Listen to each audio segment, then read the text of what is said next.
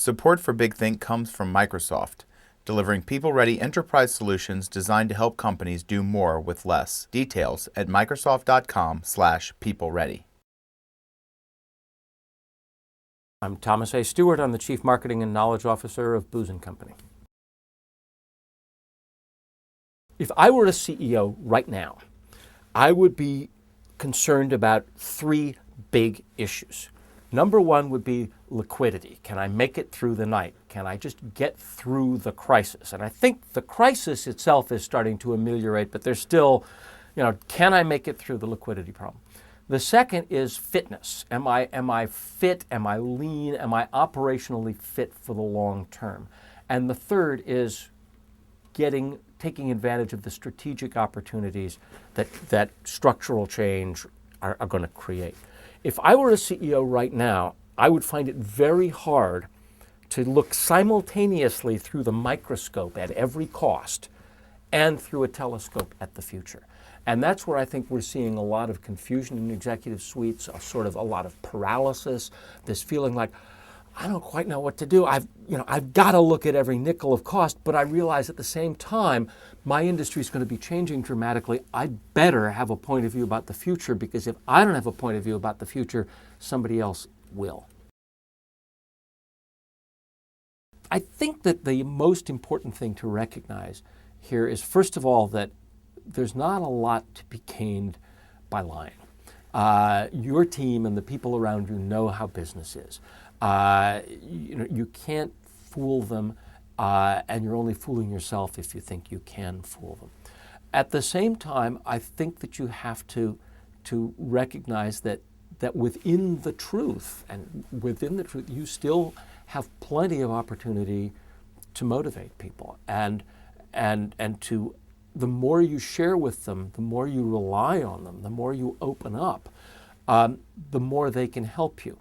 Under stress, people have this almost instinctive desire to be like turtles. You pull in, you go into your shell, and you get defensive, and it's when we're in good times that we tend to get expansive and open up and put the feet on the desk and come on in and have a scotch. That's the sort of the natural reaction, and it's almost the wrong reaction to this kind of stress. You need to try to find ways to open up. You're not lying. Business is tough. Here's the situation. This is what we've got. This is what we're facing. And get people to participate and get people to open up. This, by the way, also has the benefit then of giving you the support of a team and giving you the support you need. It's really easy to get into a sort of a downward spiral. But there's something about business that gets people starting to think about, well, all right, it is what it is. What am I going to do about it? It's not business people tend not to be deeply introspective. They tend to have a bias for action. Let's get on with it. Well, it is what it is. Now what? And if you can get to that now what, I think that allows you to sort of enlist people in the challenges that you face and that they face, and boy, it gives you a lot of aid and comfort too. The stupidest thing you can do is to say, we don't have time to do strategy. Let's do the cutting first and then do strategy second, because if you do that, you've already made a strategic decision. You know you're going to be cutting unstrategically, that it's only going to be by good luck if your cuts actually turn out to be strategically smart. I think that's the big mistake, is to turn right to that microscope and right to that scalpel and start taking out costs without stopping to spend at least a little while. And it really doesn't take more than a day, because you more or less know what your strategy is. At least sit down with the senior executives and say, let's get strategic about this. Where are we going to be in 5 years? Where do we think we're going to be in 5 years? Where do we think we're going to be in 2 years?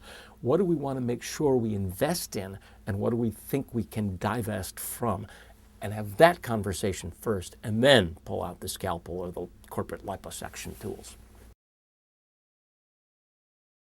We are going to see, in a globalizing world, we're going to see the continued rise of not only of of wealth in places like India and China and Brazil and Russia, but also the continuing rise of great global competitors. So we'll see, great companies that emerge from those markets. We will see great opportunities for Western multinationals in those markets, great opportunities for emerging market multinationals in those markets and in Western markets. So we're going to see a shifting of the competitive landscape with new players. We're going to have to learn a lot of new names, and we will continue to have to learn a lot of new names, and that will simply go on. I don't think the fundamental dynamics have changed. What has happened is that there are opportunities now that are created by cyclical disruption that might not have been there. And that'll vary from industry to industry and country to country, but there may be opportunities for a Chinese company to make a deal that it couldn't have made, or for an American company to make a deal that it couldn't have made, because of the cyclical disruption. And so my thinking here is you should know what your long-term strategy is, and then see how the recession may create opportunities or create moments when you can behave opportunistically in furtherance of the strategy that you think is right.